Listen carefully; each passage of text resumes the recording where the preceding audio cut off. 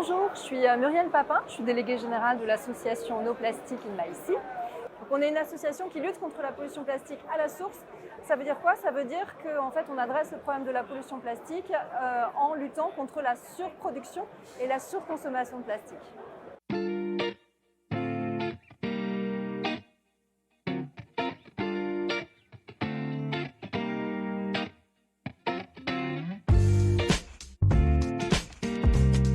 Alors, la pollution plastique, on l'a tous découvert depuis quelques années. Ce qu'il faut savoir en termes de chiffres, c'est qu'elle est monumentale. Rien que pour les océans, on sait qu'il y a 8 à 12 millions de tonnes de plastique qui sont déversées chaque année dans les océans. Donc après, la pollution, elle s'adresse aussi, elle concerne d'autres écosystèmes et d'autres milieux. Et puis, ce qu'il faut savoir, c'est finalement que cette pollution, elle a différentes formes. Il y a celles qu'on voit, il y a celles qu'on ne voit pas.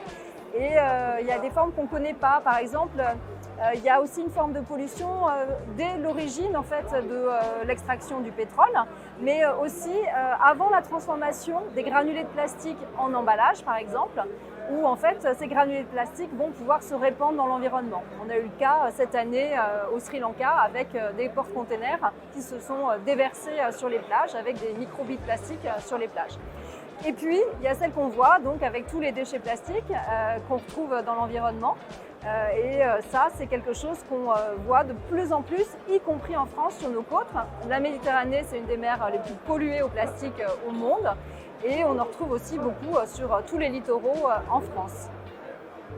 Après, dernier point, la pollution plastique, elle est macro, ce sont les déchets qu'on voit, mais elle est aussi micro. Et de plus en plus, il y a une part de microplastique qu'on ne voit pas forcément, qui peuvent être liés simplement à l'usage et à l'usure de produits plastiques. Un exemple, nos vêtements à 70% sont synthétiques aujourd'hui. Et en fait, quand on les lave, il y a des fibres de plastique qui partent dans l'eau de lavage et dans l'eau de rinçage. Voilà, donc ça, c'est une autre forme de pollution plastique qu'on connaît moins. Alors, les impacts de la pollution plastique sur la santé humaine et sur l'environnement sont de plus en plus documentés. Sur l'environnement, il y a énormément d'informations sur le fait que ça a un impact sur la faune. Alors, si on prend par exemple les oiseaux marins, on sait qu'il y a 1 million d'oiseaux marins qui décèdent par an du fait de la pollution plastique. 100 000 mammifères marins qui décèdent aussi du fait de l'ingestion de plastique. Donc ça, c'est rien que pour les animaux marins. Et puis, ce qu'on sait, c'est qu'en fait, la pollution plastique, elle touche tous les écosystèmes. C'est-à-dire qu'elle touche les océans, ça on le sait, mais elle touche aussi l'eau douce, elle touche aussi la terre, parce qu'il y a des microplastiques dans la terre, elle touche aussi l'air. Et ce qui est encore le plus inquiétant, c'est que cette pollution plastique, elle est même dans les endroits les plus reculés du monde. La fosse des Mariannes, qui est à 2000 mètres sous la surface de la mer, on y retrouve des sacs plastiques. La banquise en Arctique, on y trouve des microplastiques. L'air des hautes montagnes des Pyrénées ou des parcs nationaux aux États-Unis, on y trouve des microplastiques. Donc c'est vraiment très inquiétant. La pollution plastique, elle est vraiment partout, plastique et microplastique. Et puis, au-delà d'être présente sur tous les milieux, en fait, la pollution plastique, comme elle est micro et que finalement elle est dans l'air, eh bien, on l'inhale aussi.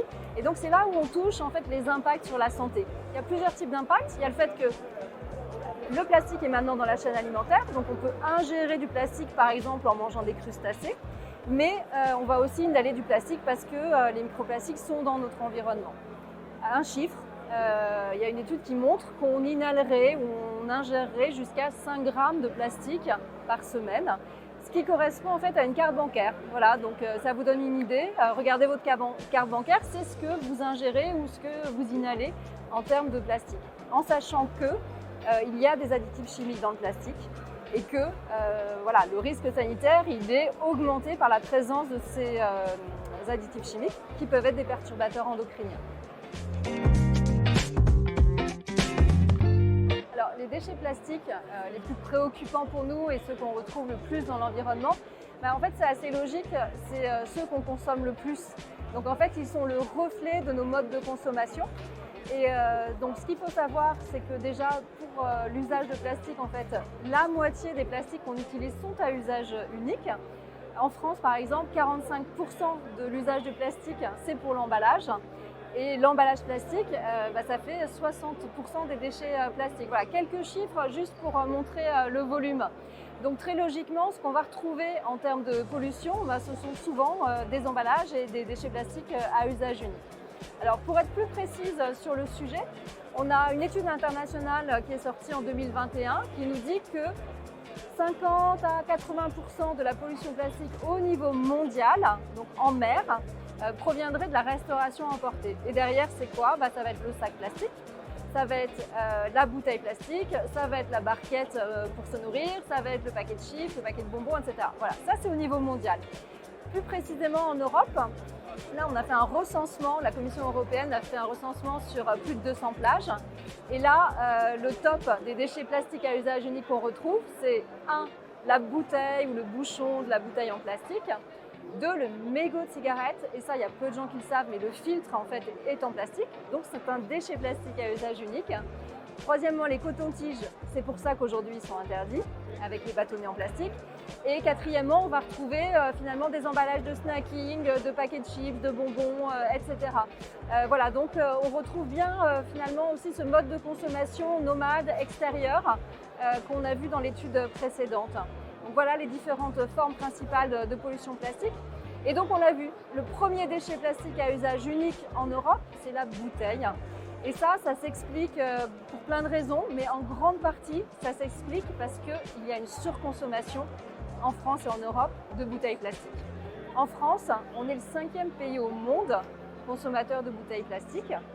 Ça fait quand même 9 milliards de bouteilles par an. Et paradoxalement, on a une eau du robinet qui est de très bonne qualité. Voilà, donc pour nous, c'est vraiment un des axes majeurs, c'est de réduire la bouteille plastique, de la réduire sur l'eau parce que très clairement, on a une eau en France qui est de bonne qualité. Et puis, si jamais on a des réticences par rapport au goût de chlore qu'on peut avoir dans l'eau, il y a plein de solutions qui existent avec de la filtration, avec d'autres solutions pour du coup ne plus ressentir ce goût de chlore. Voilà, donc c'est un axe très fort pour agir contre la pollution plastique.